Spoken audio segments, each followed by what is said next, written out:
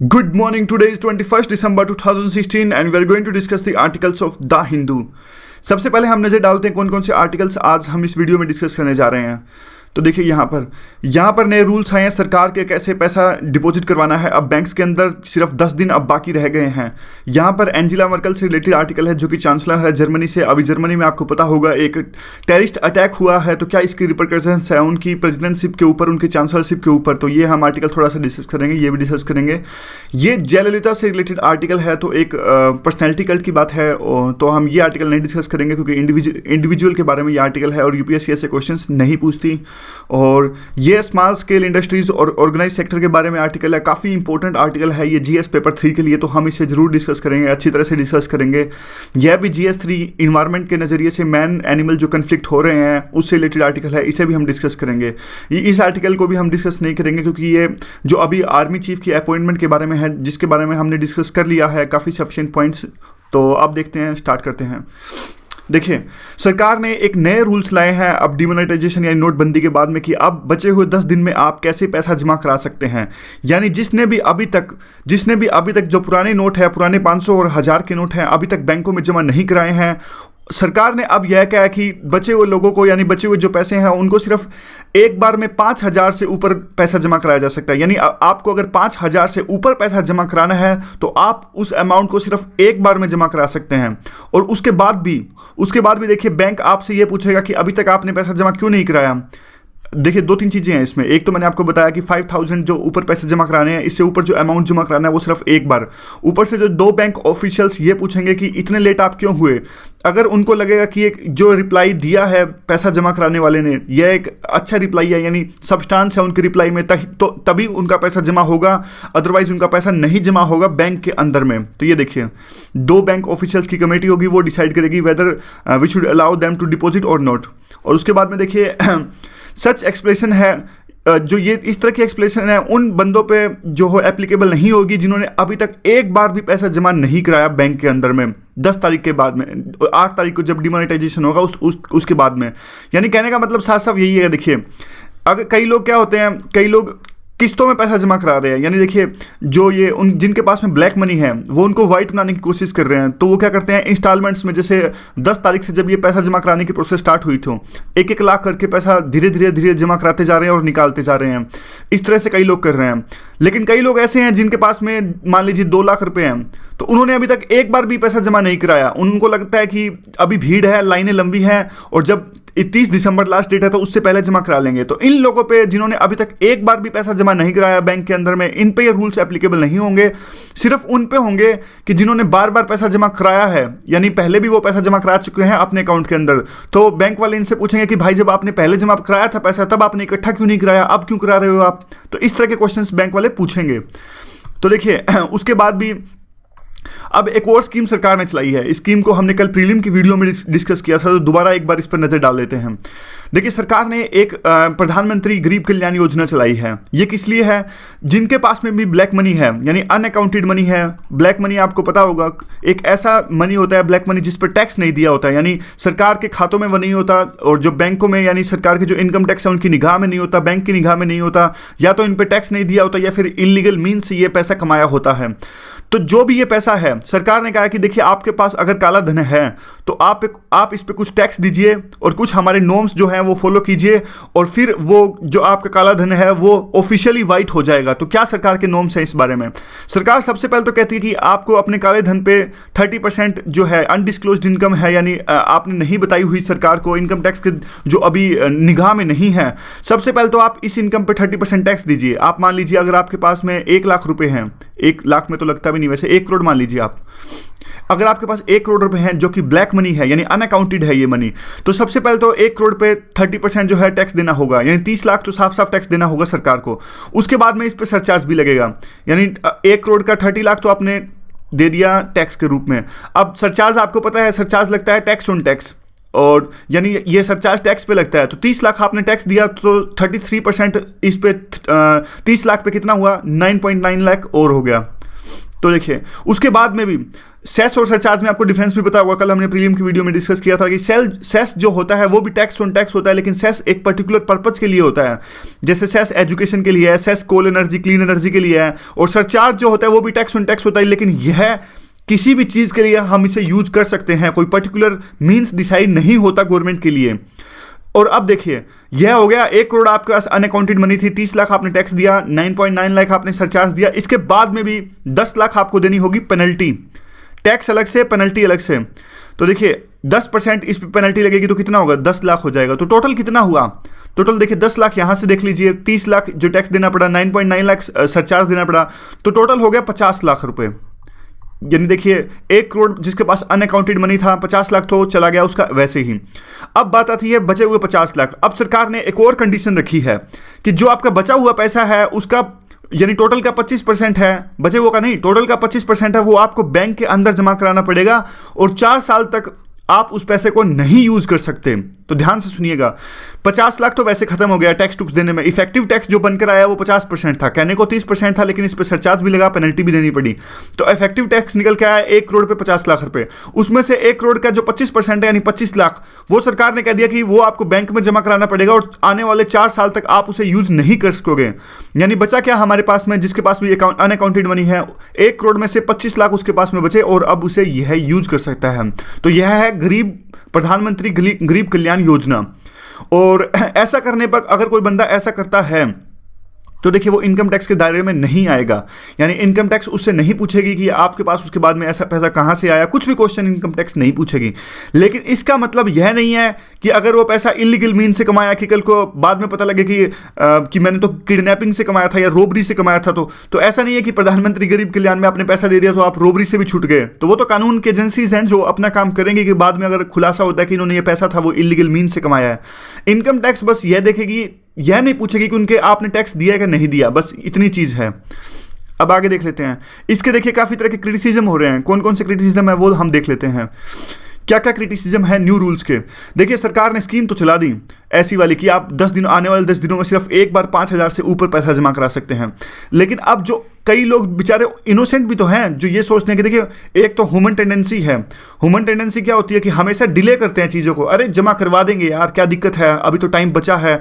तो कई लोग काफ़ी लेजी होते हैं, तो अब उनको जमा करवाना है तो उनके लिए दिक्कत खड़ी होगी। और दूसरा लॉन्ग क्यूज, पहले कई लोगों ने ऐसा सोचा था कि लाइनें अभी लंबी हैं तो बाद में जमा कराएंगे पैसे, तो बाद में कम टाइम लगेगा। इवन देखिए हमारे प्राइम मिनिस्टर और फाइनेंस मिनिस्टर ने भी ऐसा कहा था कि आप देखिए पैनिक मत मचाइए, 30 दिसंबर का टाइम है और लास्ट में आप कर लीजिएगा, लास्ट में जमा करा लीजिएगा। लेकिन अब टाइम आया तो सरकार की गाइडलाइंस स्ट्रिक्ट हो चुकी हैं।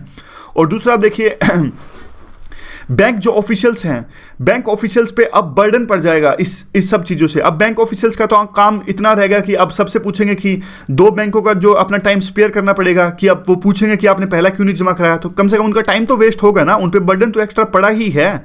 और इवन बैंकों के पास में पावर भी आ गई, इस तरह की पावर्स तो इनकम टैक्स वालों के पास होती है।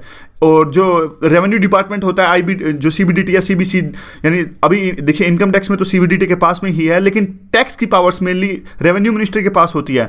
तो इस तरह की जो पावर्स हैं अब बैंक ऑफिशियल के पास हो जाएंगी, वही डिसाइड करेंगे कि क्या इनका पैसा जमा करना है क्या नहीं करना। तो इनके पास में एक तरह से डिस्क्रिशन पावर आ गई। और क्या ये बैंक के ऑफिशियल्स है जो इस तरह की पावर्स को हैंडल करने में सक्षम है या नहीं, मतलब देखिए वो अपने काम में तो सक्षम है, इसमें तो कोई डाउट नहीं है, लेकिन एक तरह का ये एक नया काम इनके लिए है।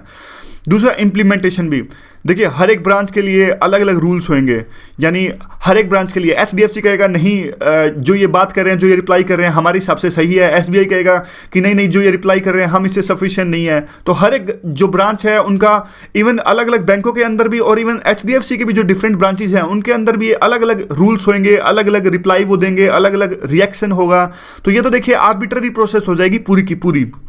वैसे गवर्नमेंट ने ऐसा किया क्यों? देखिए गवर्नमेंट ने ऐसा इसलिए किया क्योंकि अभी तक 10 दिसंबर तक एक डेटा के अनुसार 12.44 लाख करोड़ रुपए वापस आ गए हैं गवर्नमेंट के पास में, यानी ये 80% बन जाता है। 15 लाख करोड़ जो करेंसी थी वो सर्कुलेशन में थी डीमोनेटाइजेशन से पहले, और 15 लाख थी, तो 12.44 लाख है वो तो अभी तक वापस ही आ चुके हैं ऑलमोस्ट। तो ऑलमोस्ट 2.5-3 लाख करोड़, अभी 20 दिन का टाइम बाकी है, और 2.5-3 लाख करोड़ रुपए जो है वो पुरानी करेंसी के वो भी मार्केट में है।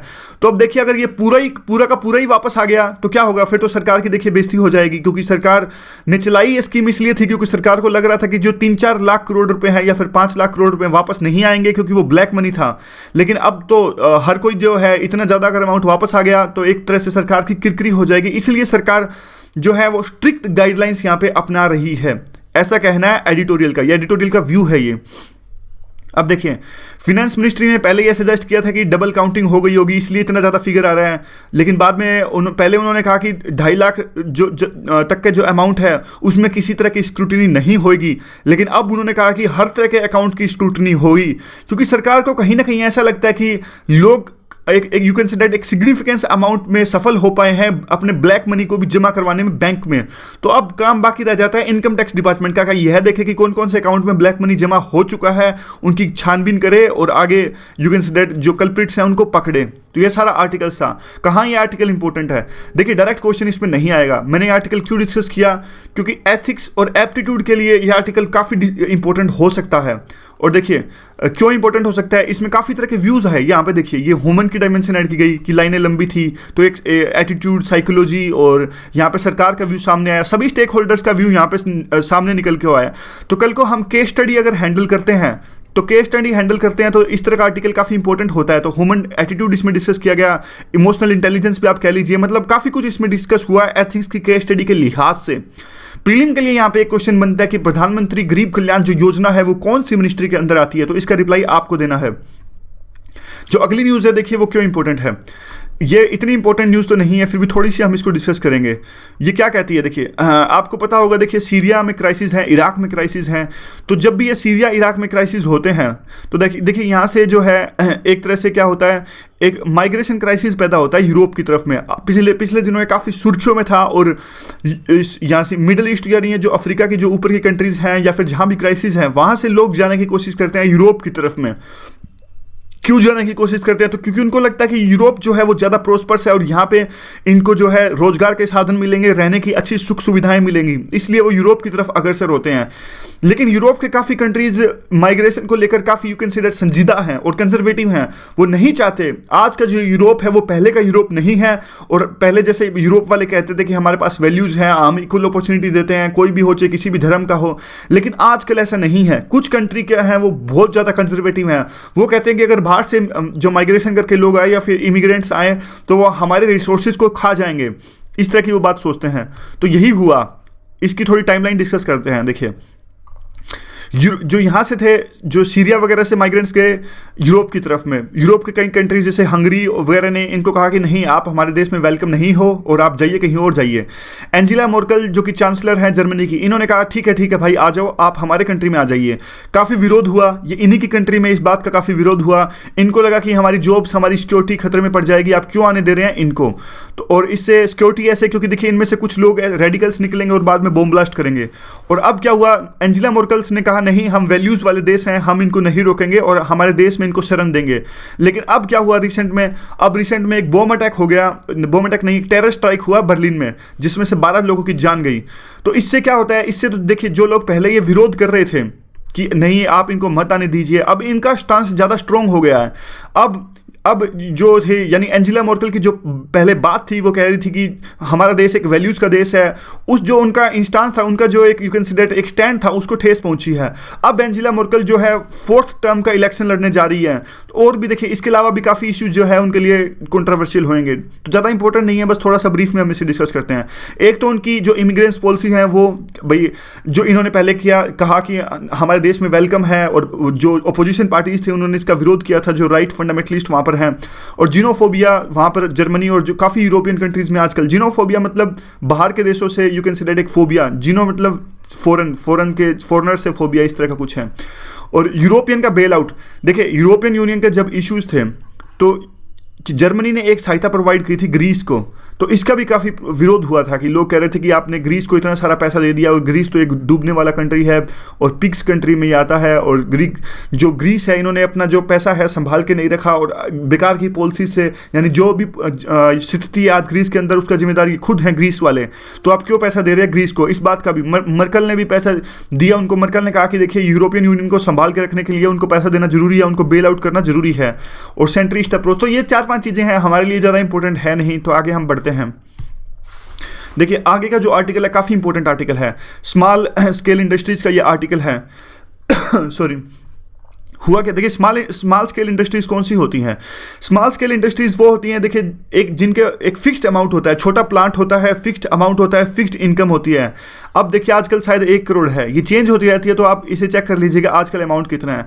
यानी कहने का मतलब ये देखिए छोटा सिलाई सेंटर मान लीजिए, या फिर ये छोटे उद्योग जो होते हैं स्मॉल स्केल इंडस्ट्रीज, बीड़ी बनाने की फैक्ट्रीज मान लीजिए, कोई भी मान लीजिए, तो काफ़ी इनके एडवांटेज रहते हैं। कई बार क्या होता है, स्मॉल स्केल की जो ओनरशिप होती है वो जेंडर के पास में होती हैं, और भी काफ़ी एडवांटेजेस स्मॉल स्केल इंडस्ट्रीज के होते हैं, जैसे एम्प्लॉयमेंट पोटेंशियल, काफ़ी एम्प्लॉयमेंट गरीबों को और दूर दराज के इलाकों में यहाँ पर मिल जाता है, और लोकल मार्केट की डिमांड्स को ये फुलफिल कर देती हैं। फॉरेन एक्सचेंज की इनकम, जैसे कई बार आपने देखा होगा कि जो हथकरघा उद्योग है यानी कढ़ाई का उद्योग है, काफ़ी फेमस होता है विदेशों में, तो ये विदेशों में बेचते हैं तो काफ़ी इनसे पैसा मिलता है, तो फॉरेन एक्सचेंज इनकम भी हमें मिलती है। वुमेन को एम्प्लॉयमेंट मिलती है, जैसे सिलाई की फैक्ट्री होगी तो इससे वुमेन को काफ़ी एम्प्लॉयमेंट मिलती है, और जो रूरल और अर्बन के माइग्रेशन को बीच में रोकता है। जैसे लोगों को अगर देखिए स्मॉल स्केल इंडस्ट्री गांव में इस्टेब्लिश की, तो वो क्यों शहर में जाएंगे, क्या जरूरत है उनको शहर में जाने की। और इंडस्ट्रियल वेस्ट यानी दूसरे तरह के जो प्रोडक्ट्स हैं उनमें भी सहायता करते हैं, और जो लोकल रॉ मटेरियल है उसका भी अच्छे से यूज करते हैं, तो काफ़ी इसके फायदे हैं, आगे भी आएंगे देखिए। और दूसरा देखिए, ये पहले हम डेफिनेशंस डिस्कस कर रहे हैं सारी की सारी, स्मॉल स्केल इंडस्ट्री क्या है, इनके फायदे क्या हैं, एंसिलरी इंडस्ट्रीज क्यों हैं, क्योंकि देखिए अब आगे जो आर्टिकल है जब तक डेफिनेशंस अच्छे से नहीं पता होंगे तो आर्टिकल्स में थोड़ी दिक्कत आएगी। एंसिलरी इंडस्ट्री वो इंडस्ट्री होती है जो देखिए एक मेन इंडस्ट्रीज को प्रोडक्ट बनाने में सहायता प्रोवाइड करती है। जैसे मैं आपको एग्जाम्पल देता हूँ, मारुति का देखिए जो प्लांट है वो गुड़गांव में मान लीजिए, गुरुग्राम में है। अब देखिए मारुति को क्या है, मारुति कार बनाती है, यानी नैनो कार मारुति बना रही है। अब जहां मारुति का प्लांट है तो उसके साथ साथ में कई ऐसी जो स्मॉल स्केल इंडस्ट्रीज इस्टेब्लिश हो जाएंगी, जैसे मान लीजिए कोई स्टेयरिंग बनाने की इंडस्ट्री इस्टेब्लिश हो गई, कोई कहेगा मैं पैडल बना के दे दूंगा आपको, कोई कहेगा मैं आपको स्टील का ढांचा खड़ा करके दे दूंगा। यानी कहने का मतलब है एंसिलरी इंडस्ट्री वो होती है जो मेन इंडस्ट्री को अपने प्रोडक्ट्स को फाइनल टच देने में सहायक प्रोवाइड होती है। अब देखिए ये तो मारुति के जो प्लांट है उसमें तो सब कुछ you can say that assemble होएगा, अटैच होएगा, लेकिन ये छोटे छोटे प्रोडक्ट्स हैं, ये स्टीयरिंग हो गया, ये पैडल हो गया, फिर जो कुछ भी है ब्रेक्स होंगे, ये खुद नहीं बनाते, ये क्या करते हैं, इनको बाहर से खरीदते हैं। तो अब क्या होगा, जो मारुति का जो प्लांट है गुड़गांव के अंदर, उसके आसपास ही इस तरह की इंडस्ट्रीज लग जाएंगी अपने आप में, क्योंकि इनको पता है कि मारुति तो हमारे प्रोडक्ट्स को खरीद ही लेगी, तो इसलिए मारुति के प्लांट के साथ साथ ऐसी इंडस्ट्रीज इस्टेब्लिश हो जाएंगी। ऐसी इंडस्ट्रीज को हम कहते हैं एंसिलरी इंडस्ट्रीज। यानी देखिए ऐसी industries are those which manufacture parts and components for the big industries, यानी जो बड़े मैन्युफैक्चर के लिए अपने प्रोडक्ट्स बनाती हैं। तो आगे डिस्कस करते हैं। अब क्या है, अब एक important difference between the organise sector and unorganise sector. देखिए जो ऑर्गेनाइज सेक्टर होते हैं वो एम्प्लॉयमेंट इनकी रेगुलर होती है और अनऑर्गेनाइज की इरेगुलर होती है। जैसे आप मान लीजिए कुछ भी छोटा बीड़ी बनाने की या फिर झाड़ू बनाने की फैक्ट्री है, तो उसमें काफ़ी कुछ अनऑर्गेनाइज्ड रहेगा। अब ऑर्गेनाइज में तो सरकार के सारे नियम लागू होते हैं, जैसे कि प्रोविडेंट फंड, ये हॉलीडेज, सरकार की छुट्टियां, सरकार की ग्रेट्युटी, सब कुछ, लेकिन इनमें नहीं होते। इनमें तो देखिए अपनी मर्जी से छुट्टी देना है, यानी एम्प्लॉयर की मर्जी और विम्स एंड फैंसीज पर है कि इनको एम्प्लॉयमेंट देना है कि नहीं देना है। तो थोड़ा सा डिफरेंस था इसके बीच में। अब आते हैं हम आर्टिकल की तरफ में। ये जो एडवांटेज हैं वो आर्टिकल में दिए हुए हैं। स्मॉल जो यूनिट्स हैं वो परफॉर्मेंस इंडिकेटर्स इनका अच्छा लगता है, लेबर को अच्छे से एब्जॉर्ब करते हैं, क्योंकि इनको ज़्यादा फायदा कमाना होता है और इनका जो इकोनॉमिक मॉडल होता है वो वाइबल होना चाहिए, इसलिए वो लेबर को अच्छे से एब्जॉर्ब करते हैं और परफॉर्मेंस इंडिकेटर्स हैं अच्छे होते हैं इनके। और देखिए ये ज़्यादा एफिशिएंट भी होते हैं, रिसोर्सेज को अच्छे से मैनेज करते हैं, क्योंकि रिसोर्सेज की कदर करना ये जानते हैं। और टेक्निकली जो टेक्नोलॉजी इनके पास होती है वो ये अच्छे से एफिशिएंट करते हैं, मशीनों को संभाल के रखते हैं। लेकिन नई टेक्नोलॉजी ये नहीं ला पाते, वो आगे डिस्कस करेंगे हम ये। और सेवरल स्टडी ये शो करते हैं कि जो स्मॉल स्केल का जो आइडिया है वो ये ग्रोथ फेवर करता है, और ये जो भी है मतलब स्मॉल स्केल की इंडस्ट्रीज पुअर होती है ये, क्योंकि देखिए पुअर्स को एम्प्लॉयमेंट प्रोवाइड करती है और ऐसे जो प्रोडक्ट्स ये डेवलप करती है जो गरीबों से जिनका फ़ायदा होता है। और चैलेंजेस क्या क्या हैं स्मॉल स्केल इंडस्ट्रीज के? चैलेंजेस तो देखिए काफ़ी हैं, क्योंकि इनको रिसोर्सेज नहीं मिल पाते उपलब्ध मात्रा में। दोनों अलग अलग चीज़ें हैं। पहले हमने कहा कि जितने इनके पास रिसोर्सेज होते हैं वो अच्छे से यूटिलाइज करते हैं, लेकिन रिसोर्सेज हो ही ना तो ये क्या करेंगे बेचारे? तो रिसोर्सेज नहीं होते इनके पास में। दूसरा, इनके पास में क्रेडिट की कमी आती है, लोन नहीं मिल पाता इनको अच्छे से, बैंकों से लोन नहीं मिल पाता, मार्केटिंग इनकी अच्छी नहीं हो पाती। देखिए एक तो प्रोडक्ट है, मान लीजिए आप, एक तो वेस्टर्न प्रोडक्ट्स हैं, वेस्टर्न के प्रोडक्ट्स हैं, इनकी डिमांड अच्छी होती है। जीन्स मान लीजिए आप, अगर कोई एक तो छोटी स्मॉल इंडस्ट्री है जो जीन्स बना रही है, यानी अनऑर्गेनाइज इंडस्ट्री है, जीन्स हैं। एक जो वेस्टर्न प्रोडक्ट्स है जैसे यूसीबी मान लीजिए या फिर यूएस पोलो मान लीजिए। अब देखो कहाँ इनकी मार्केटिंग, इनकी मार्केटिंग तो इतनी अच्छे से होती है, यूएस पोलो, यूसीबी, बेनेटन। और एक इनकी देखिए छोटी इंडस्ट्री होती है, इनकी मार्केटिंग बिल्कुल अच्छे से नहीं होती। जैसे आप दिल्ली में टैंक रोड की मार्केट मान लीजिए, जैसे 150-200 की जीन्स मिलती है, इनकी जो मार्केटिंग है बिल्कुल अच्छे से नहीं हो पाती। लेकिन बड़ी इंडस्ट्रीज इनकी मार्केटिंग तो बहुत अच्छे से हो पाती है, इसलिए मार्केटिंग की दिक्कतें इनको आती हैं। और दूसरा देख लीजिए इकोनॉमी ऑफ स्केल मान लीजिए, ये ज़्यादा इकोनॉमी ऑफ स्केल का भी फायदा नहीं उठा पाते। जैसे अब झाड़ू बनाने की फैक्ट्री है, देखिए झाड़ू बनाने की फैक्ट्री है, अब ज़्यादा झाड़ू बनानी है तो भी देखिए बंदे बढ़ेंगे, टेक्नोलॉजी तो इनके पास में है नहीं ना, मशीनों से तो ये झाड़ू बना नहीं रहे, ये हाथ से झाड़ू बना रहे हैं तिनके इकट्ठे करके। तो इकोनॉमी ऑफ स्केल का, अगर आज 100 झाड़ू बनाते हैं तो अगर कल को 1000 झाड़ू का ऑर्डर आता है तो ऐसा नहीं है कि ये झाड़ू बनाना सस्ता पड़ जाएगा, उतने ही बंदे एक्स्ट्रा लगाने पड़ेंगे, उतना ही फायदा इनको तब होएगा। यानी इकोनॉमी ऑफ स्केल का इनको फायदा नहीं हो पाता। और जो लार्ज यूनिट्स हैं उनकी परफॉर्मेंस है देखिए बेटर होती है, इसलिए इनको देखिए एक मार्केट में कंपटीशन में एज नहीं मिल पाता। मतलब कहने का मतलब ये है कि जो मार्केट में देखिए कंपटीशन होता है, ये कंपटीशन को सहन नहीं कर सकते। अब जैसे बड़ी इंडस्ट्रीज होती हैं वो तो क्या है, एक बार घाटा भी सहन कर लेती हैं, या फिर you can say that competition के लिए जो है बेटर टैकल करती हैं। लेकिन ये छोटी इंडस्ट्रीज हैं, कंपटीशन को अच्छे से टैकल नहीं कर पाती। और अब देखिए अलग से देखिए, पहले हम स्मॉल इंडस्ट्रीज को डिस्कस कर रहे थे, अब यह है अनऑर्गेनाइज सेक्टर। अनऑर्गेनाइज सेक्टर देखिए दोनों होते हैं अनऑर्गेनाइज सेक्टर में, हाउस होल्ड भी, नॉन हाउस होल्ड भी। एक तो ऐसा कुछ जैसे कि पूरा का पूरा परिवार ही कुछ बनाने में लगा हुआ है, और एक नॉन हाउस होल्ड भी, यानी देखिए दोनों तरह की इंडस्ट्री हो सकती है। और दूसरा देखिए लार्ज जो हमारे देश के अंदर में एम्प्लॉयमेंट जो प्रोवाइड करता है वो अनऑर्गेनाइज सेक्टर ही प्रोवाइड करता है, और ये डेफिनेशन में स्मॉल भी है। यानी अनऑर्गेनाइज सेक्टर है वो स्मॉल स्केल ही होता है, बड़ा स्केल पे नहीं होता, क्योंकि बड़े स्केल पे अगर अनऑर्गेनाइज होएगा तो सरकार पकड़ लेगी, टैक्स वाले पकड़ लेंगे कि आप टैक्स क्यों नहीं दे रहे, या फिर जो लेबर होती है उनके साथ अगर कुछ दुर्व्यवहार होता है तो ये पकड़ लेंगे। इसलिए स्मॉल स्केल में चोरी छुपे ज़्यादातर ये अनऑर्गेनाइज सेक्टर होता है। दूसरा देखिए अब इनको क्या होता है, इनको अपने एक इनको डिसेंट वेजेस प्रोवाइड करने होते हैं, तो इसलिए जो इनका मॉडल है वो इकोनॉमी होना चाहिए, इकोनॉमिक वाइबल होना चाहिए। यानी इनको कुछ ना कुछ फायदा जरूर होना चाहिए, तभी ये डिसेंट जो है वेजेस प्रोवाइड कर सकेंगे और इनकी जो ग्रोथ हो वो जो प्रो पुअर हो सकेगी। और दूसरा देखिए जो इनकी टेक्नोलॉजिकल कैपेबिलिटी होती है स्मॉल जो इस यूनिट्स की अनऑर्गेनाइज की, वो इतनी ज़्यादा नहीं हो पाती।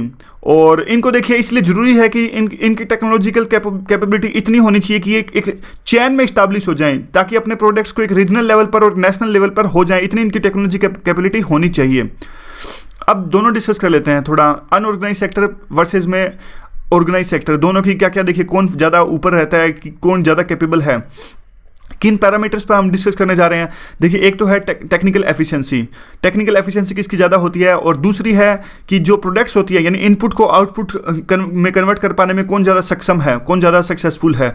तो देखिए ऑर्गेनाइज सेक्टर होते हैं वो ज़्यादा इन दोनों पैरामीटर्स पर खरे उतरते हैं, यानी ज़्यादा सक्सेसफुल है। ऑर्गेनाइज सेक्टर यानी बड़ी इंडस्ट्री जैसे कि अंबानी या फिर अदानी टाइप के लोग, ये ज़्यादा सक्सेसफुल है दोनों के दोनों पैरामीटर्स में। अदानी अंबानी टाइप लोगों की देखिए एफिशिएंसी भी ज़्यादा होती है और इनपुट को आउटपुट में कन्वर्ट भी अच्छे से कर पाते हैं। यानी सिर्फ अदानी और अंबानी तो बहुत बड़े एग्जाम्पल हैं, छोटे छोटे इंडस्ट्रीज भी जो ऑर्गेनाइज है उनके भी आप एग्जाम्पल ले लीजिए। अब देखिए अनऑर्गेनाइज जो सेक्टर होते हैं इनके पास में देखिए पूरे के पूरे जब रैपिड इकोनॉमिक ग्रोथ होता है तो इसका फायदा इन्हें नहीं मिल पाता। देखिए अब छोटा सा एग्जांपल ले लीजिए, अब ग्रोथ हुई बहुत ज़्यादा तो क्या हुआ, लोगों के इनकम लेवल्स बढ़ेंगे। आप एग्जांपल मान लीजिए छोटा सा एक आप रफ पेज लेते हैं क्योंकि अच्छा आर्टिकल ये है, इसे अच्छे से हम डिस्कस करेंगे। अब देखिए लोगों इकोनॉमिक ग्रोथ होगी तो लोगों के इनकम लेवल्स बढ़ जाएंगे। अब कल को देखिए किसी की तनख्वाह थी 10,000 रुपये, आज किसी की तनख्वाह होगी 1 लाख रुपये। अब क्या होगा, पहले ये बंदा देखिए अगर सिंपल प्रोडक्ट्स खरीदता था यानी अनऑर्गेनाइज से सिंपल प्रोडक्ट्स खरीदता था तो अब क्या होगा, पहले सिंपल जीन्स खरीदता था, अब इनकी तनख्वाह बढ़ गई, इकोनॉमिक ग्रोथ हो गई, लोगों को इसका फायदा हुआ, इनकम लेवल राइज हो गए, 1 लाख अब इसकी तनख्वाह हो गई। तो क्या होगा, अनऑर्गेनाइज सेक्टर को इसका फायदा नहीं होता। अब इसका फ़ायदा क्या होएगा?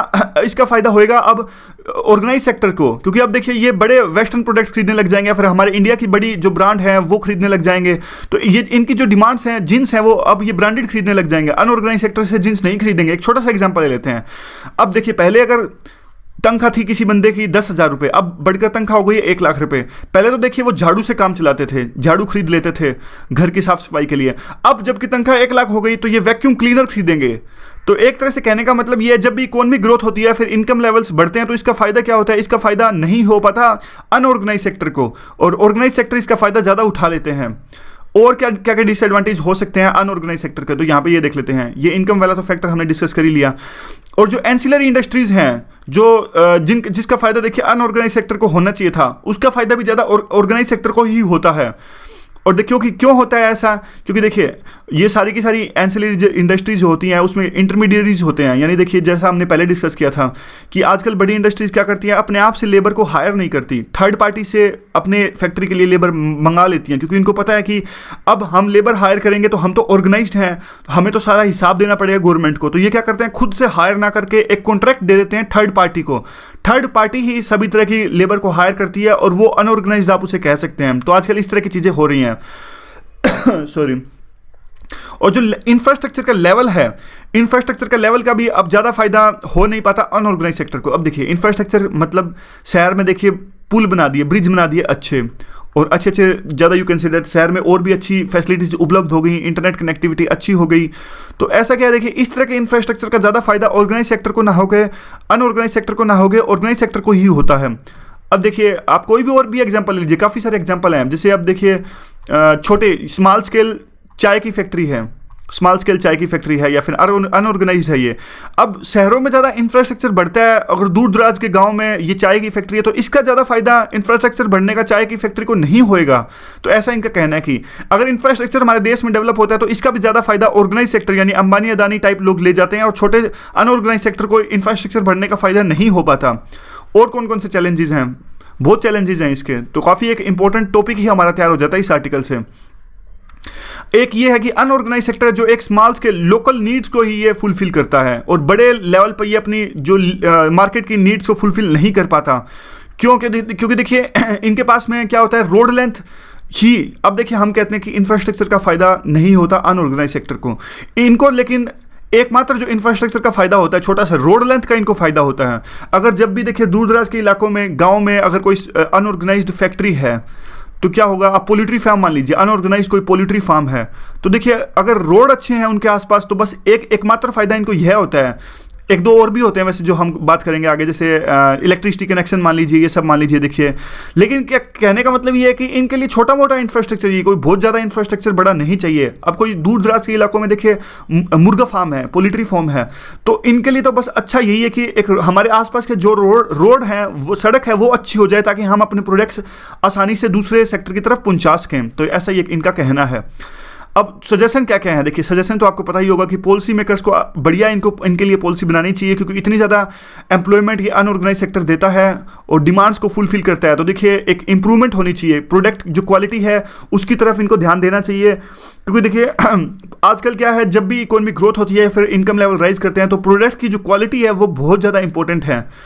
अब पहले देखिए आज से 4-5 साल पहले देखिए जो पानी सप्लाई का आता था वही लोग पीते हैं। आजकल देखिए पिछले 5-6 सालों में इतना बूम आ गया है कि जो वाटर के जो फिल्टर्स हैं, यानी कैंट प्यूरीफायर और इन सब का जो, तो इसलिए आजकल प्रोडक्ट की जो क्वालिटी का दौर है, तो इस पर अनऑर्गेनाइज को ध्यान देना बहुत ज़रूरी है, और सरकार को भी इनकी प्रोडक्ट क्वालिटी को इंप्रूव करने के लिए कदम उठाने चाहिए। और जो सेकंड है, इनकी देखिए इनकी भी एक्सेसिबिलिटी बढ़ानी चाहिए इंफ्रास्ट्रक्चर का, ताकि इनको भी इंफ्रास्ट्रक्चर का फ़ायदा हो सके। और जो ये दूसरे जो है अनऑर्गेनाइज सेक्टर है, वो देखिए इनको क्या है, इंस्टीट्यूशंस को इनकी तरफ ध्यान देना चाहिए, और क्योंकि ये भी इंपॉर्टेंट, जो सिंपल सी बात है, इंपॉर्टेंट रोल निभाते हैं हमारे देश की तरक्की की तरफ में, और ये ज़्यादातर रिमोट एरियाज़ में यू कैन से लोकेटेड होते हैं। तो इसलिए सरकार को ऐसा भी देखना चाहिए ताकि इनकी एक्सेसिबिलिटी मार्केट की तरफ में अच्छी मेंटेन रहे। तो और देख लें, एक अर्बन का एडवांटेज है, देखिए जो और अनऑर्गेनाइज सेक्टर या फिर small scale industries urban sector में होती है उनको फ़ायदा होता है, और वो अच्छे से अपने आप को वहाँ एडोप्ट कर पाए हैं। और आने वाले दिनों में जैसे स्मार्ट सिटीज़ होती हैं, स्मार्ट सिटीज़ हैं, सरकार प्रोग्राम चला रही है, तो इनका भी फ़ायदा अनऑर्गेनाइज सेक्टर को होगा। तो ये एक अर्बन डायमेंशन, अर्बन एंगल यहाँ पर दिया है। लेकिन हुआ क्या, देखिए हुआ ये है कि एक तरह से जो आप कह सकते हैं जो सेंसस टाउन्स और दो तरह के टाउन्स होते हैं, आपको पता होगा, यहाँ पे हम डिस्कस कर लेते हैं। लेकिन नुकसान क्या, देखिए दो तरह के टाउन होते हैं, एक तो स्टैचुटरी टाउन, एक सेंसस टाउन। स्टैचुटरी टाउन वो टाउन होते हैं जिसमें म्यूनसिपैलिटी होती है या कैंट बोर्ड या फिर म्यूनसिपल कॉर्पोरेशन, इन तरह की चीज़ें होती हैं। सेंसस टाउन्स कौन से टाउन्स होते हैं, इनमें 3-4 कंडीशंस होती हैं। एक तो इनकी पॉपुलेशन 5,000 होनी चाहिए, एक जो है 75% जो वर्किंग पीपल हैं वो प्राइमरी सेक्टर यानी एग्रीकल्चर टाइप सेक्टर में नहीं होने चाहिए और सेकेंडरी या टेरिटरी सेक्टर में होने चाहिए, और जो डेंसिटी ऑफ पॉपुलेशन है वो एटलीस्ट 400 किलोमीटर 1 किलोमीटर में होनी चाहिए। तो यह डिफरेंस है स्टैचुटरी टाउन में और सेंसस टाउन में। तो अब होता क्या है, सेंसस टाउन तो डिक्लेयर हो गए हैं, बहुत सारे हमारे देश में ऐसे टाउन हैं जो सेंसस टाउन तो डिक्लेयर हो गए हैं, यानी इस 3-4 जो डिसीजंस हैं, 3-4 जो कंडीशंस हैं, इनको फुलफिल करते हैं। लेकिन जो स्टैचुटरी टाउन है वो अभी तक वो डिक्लेयर नहीं हुए हैं। तो ये देखिए, अभी तक स्टैचुटरी टाउन है वो है 4021 और सेंसस टाउन है 3799। इसका भी नुकसान इनको होता है जो स्मॉल स्केल इंडस्ट्रीज होते हैं, क्योंकि देखिए जब तक कि सेंसस, जब तक ये आप स्टैचुटरी टाउन नहीं बनोगे यानी म्यूनसिपैलिटी टाइप की चीज़ें आपके शहर में नहीं आएंगी, तो एक तरह से इंफ्रास्ट्रक्चर प्रोवाइड करने में दिक्कत होगी और अनऑर्गेनाइज सेक्टर को। उसके बाद में देखिए एक हाउस होल्ड का भी एंगल है। हाउस होल्ड क्या होता है, देखिए हाउस होल्ड जो होते हैं वो कम कैपेबल होते हैं, यानी एफिशिएंसी इनकी कम होती है। जो हाउस होल्ड सेक्टर होता है यानी सिर्फ फैमिली के सदस्य काम कर रहे हैं अपनी फैक्ट्री में, तो क्या होंगे, वो संजीदा नहीं होंगे, ज़्यादा सीरियस नहीं होंगे, थोड़ा सा काम कर लिया फिर आराम कर लिया। तो इसमें अनऑर्गेनाइज सेक्टर में जो नॉन हाउस होल्ड सेक्टर होता है वो ज़्यादा प्रोफेशनल होता है, ज़्यादा सीरियस होता है। और यूटिलिटी क्या है, अब देखते हैं इसकी पेपर की। GS3 में साफ साफ इस पर क्वेश्चन आ सकता है। तो एक क्वेश्चन आपके लिए यह है कि रिसेंट रिसर्च ने यह शो किया कि अगर इनकम लेवल राइज होते हैं तो भी जो है इनकी डिमांड नहीं बढ़ पाती अनऑर्गेनाइज सेक्टर के प्रोडक्ट्स की। तो कौन से फैक्टर इसके लिए रिस्पॉन्सिबल हैं और क्या हम करें कि इसको एफिशिएंसी आज के अनऑर्गेनाइज सेक्टर में। प्रीलिम के लिए क्वेश्चन यह है कि जो रजिस्ट्रेशन और रेगुलेशन है स्मॉल स्केल इंडस्ट्रीज की कौन सी मिनिस्ट्री के अंडर आती है। तो अगला आर्टिकल हम डिस्कस कर लेते हैं। देखिए जो मैन और एनिमल कन्फ्लिक्ट के बारे में ये आर्टिकल है, काफ़ी इंपॉर्टेंट और काफ़ी इंटरेस्टिंग ये आर्टिकल है। देखिए 2014 में एक सुप्रीम कोर्ट ने एक लैंडमार्क जजमेंट दी, जल्लीकाटू, जो एक तमिलनाडु का एक खेल है, और सरकार ने कहा कि नहीं, जो एनिमल्स है उनको आप अपने उनके राइट्स और प्राइवेसी से जो है आप डिप्राइव नहीं कर सकते, और इनके लिए एनिमल्स के लिए काफ़ी इंपॉर्टेंट जजमेंट थी। लेकिन अब जो रिसेंट के केस हुए उससे तो कम से कम यह शो करता है कि इसका अमल कम ही हो रहा है। गुरुग्राम में एक लियोपार्ड की हत्या कर दी गई मार के, क्योंकि वो आ गया था उनके इलाके में, गाँव में वो एंटर कर गया था। दिल्ली फॉरेस्ट ने भी एक जो लियोपर्ड आ गया था खुले में, यमुना के जो फ्लड प्लेन्स थे उनके पास में, तो इन्होंने क्या किया, इनको शांत कर दिया यूजिंग जो वो होता है ना ट्रांसक्युलाइजर, जिसे क्या करते हैं बेहोश कर देते हैं। तो यूजिंग ट्रांसक्युलाइजर इनको बेहोश कर दिया गया लियोपर्ड को, और अब कह रहे हैं कि उसको वापस भेज दिया जाएगा। तो ये देखिए अब जो लियोपर्ड दोनों केस में बाहर आया, तो देखिए होना तो इससे ये चाहिए था, आर्टिकल लिखने वाले थे कि एक आशा की किरण पैदा होनी चाहिए थी कि जो लियोपर्ड है इन्होंने जीना सीख लिया है अब मैन के साथ साथ, यानी इनको नुकसान नहीं पहुंचाना चाहिए था, डरना नहीं चाहिए था। लेकिन दोनों केसों में क्या हुआ, पहले केस में गुरुग्राम में यानी गुड़गांव में, तो जो पुराना जिनका नाम है गुड़गांव, उसमें तो लियोपर्ड को मार ही दिया गया गाँव वालों के द्वारा, और सेकेंड केस में इनको देखिए वापस घर भेजने की तैयारी है, बेहोश कर दिया गया, और बाद में देखिए अब इनको घर भेजने की तैयारी है। घर कौन सा है इनका, नेशनल पार्क या फिर कोई भी सेंचुरी हो, प्रोटेक्टेड एरियाज में इनको वापस भेजा जाएगा लियोपार्ड में। दोनों के दोनों इंसिडेंट्स यह शो करते हैं कि बाइस्ड हैं गवर्नमेंट और जो लोग हैं वो। एनिमल्स देखिए, जब भी वाइल्ड एनिमल्स खुले में आते हैं और मैन डोमिनेटेड एरिया में आते हैं, तो देखिए हम अलग तरह से एक रिएक्ट करते हैं, और हमारा रिएक्शन होता है इस तरह से होता है कि हमारे घर में कोई अजीब प्राणी आ गया है, जबकि जो ये पूरी की पूरी धरती है सिर्फ हमारा घर नहीं है, एनिमल्स का भी एक घर है। और जो एनिमल्स हैं इनको भी फ्रीडम प्रोवाइड की है। जैसे देखिए आर्टिकल नंबर 21 में जैसे हमको फ्रीडम प्रोवाइड की गई है, हमको लाइफ और लिबर्टी का प्रावधान है आर्टिकल नंबर 21 में। जो वाइल्ड लाइफ एक्ट 1972 है, ये देखिए वाइल्ड लाइफ एक्ट 1972, इनमें भी इनको प्रॉपर अधिकार है वाइल्ड लाइफ जो एनिमल्स हैं इनको, कि कोई भी इनकी हत्या नहीं कर सकता विद ड्यू प्रोसीजर, यानी पूरी प्रोसेस, बिना किसी प्रोसेस के, बिना किसी कारण के इनकी कोई भी हत्या नहीं कर सकता। तो देखिए अब गुड़गांव में जो हत्या की गई, अब ये हत्या की गई, उनका कहना था कि जो लियोपार्ड था उन्होंने हम पे हमला किया, लेकिन यह गलत है। लियोपार्ड ने किसी भी तरह का हमला नहीं किया था, इसलिए जो वाइल्ड लाइफ एक्ट 1972 है उसके तहत में लियोपार्ड की हत्या कर दी गई, लेकिन एक ड्यू प्रोसेस ऑफ लॉ को फॉलो नहीं किया गया, यानी बिना किसी कारण की उनकी हत्या कर दी गई।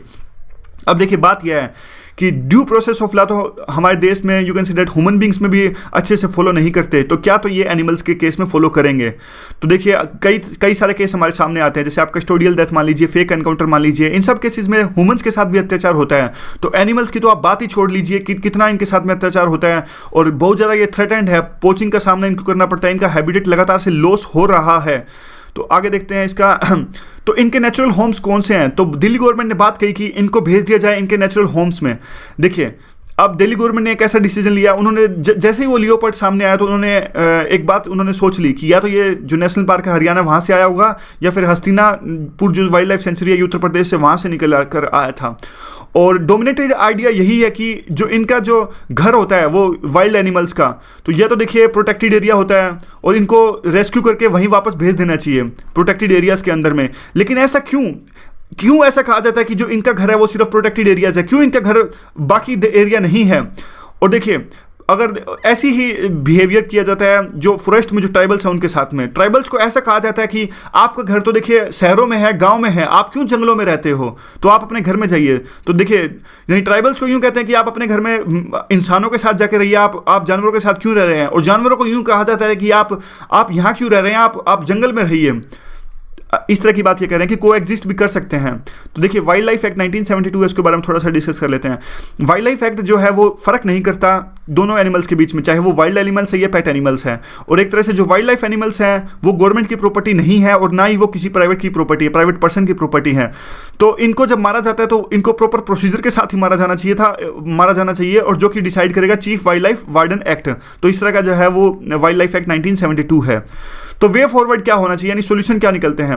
देखिए लियोपर्ड्स हैं, उन्होंने जीना सीख लिया है एक तरह से अमेजिंग एडेप्टेबिलिटी, सॉरी इन्होंने जीना सीख लिया है, छोड़िए चलो नहीं बोला जा रहा, इन्होंने जीना सीख लिया है यहाँ पर इंसानों के साथ में। और यू कैन से डैट अभी फिलहाल क्योंकि देखिए इनका हैबिटेट लॉस हो रहा है इसलिए बाहर निकलते हैं और एक तरह से इसलिए ह्यूमन के एरिया में आते हैं। तो ह्यूमन को इनसे डरना नहीं चाहिए, कुछ दूसरे सॉल्यूशन हमें निकालना चाहिए बजाय कि इनको मार दीजिए।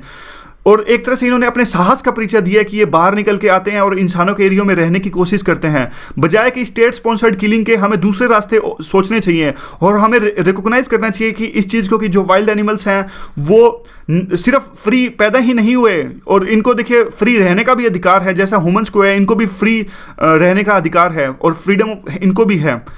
और अब देखिए इसकी क्या यूटिलिटी है। यूटिलिटी इनकी पेपर 3 के लिए है। पेपर 3 में इन्वायरमेंट में साफ साफ इसका क्वेश्चन आ सकता है। और प्रीलिम के लिए आपके लिए क्वेश्चन ये है कि मैंने जानबूझ के इसका नाम नहीं बोला था आर्टिकल डिस्कस करने के दौरान में। तो अब आप ये बताइए कि जो कालेसर नेशनल पार्क है वो कहाँ है? वैसे आर्टिकल में दिया है लेकिन मैंने बोला नहीं था क्योंकि ये क्वेश्चन है। मेंस में आर्टिकल यह है कि with respect to the recent killings, जो रिसेंट किलिंग्स हुई है लियोपार्ड की गुरुग्राम में और दिल्ली में भी, जो जैसा इनके साथ बिहेवियर किया गया, तो ये होलिस्टिक क्वेश्चन यहाँ पे बनता है कि जो मैन और एनिमल के बीच में जो कन्फ्लिक्ट होते हैं वो क्यों होते हैं और कैसे इनको रिड्यूस किया जाए।